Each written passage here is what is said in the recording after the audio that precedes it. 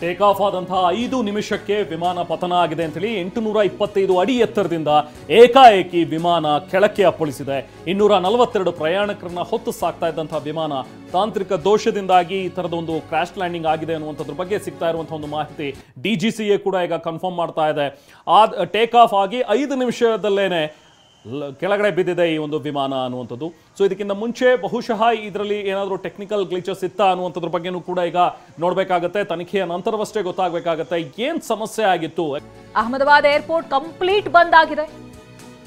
Air India ವಿಮಾನ ಪತನದ ಬೆನ್ನಲ್ಲೇ ಅಹಮದಾಬಾದ್ ಏರ್ಪೋರ್ಟ್ ನ ಕಂಪ್ಲೀಟ್ ಆಗಿ ಬಂದ್ ಮಾಡಲಾಗಿದೆ. ವಿಮಾನಗಳ ಲ್ಯಾಂಡಿಂಗ್ ಇಲ್ಲ, ಟೇಕ್ ಆಫ್ ಕೂಡ ಇಲ್ಲ. ಸಂಜೆ 5 ಗಂಟೆವರೆಗೂ ಕೂಡ airport shut down, complete shut down. ನಾವಾಗ್ಲೇ ಕೆಲವು ದೃಶ್ಯಗಳನ್ನ ತೋರಿಸ್ತಾ ಇದ್ವಿ.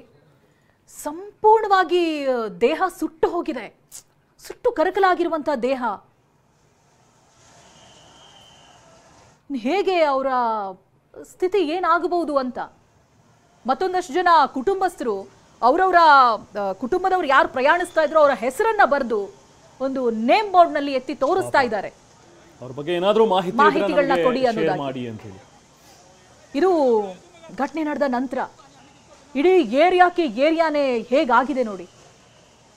ಮರ, ಗಿಡ, ಕಟ್ಟಡ, ವಿಮಾನದ ಭಾಗಗಳು ಸುಟ್ಟು ಕರಕಲಾಗಿದೆ.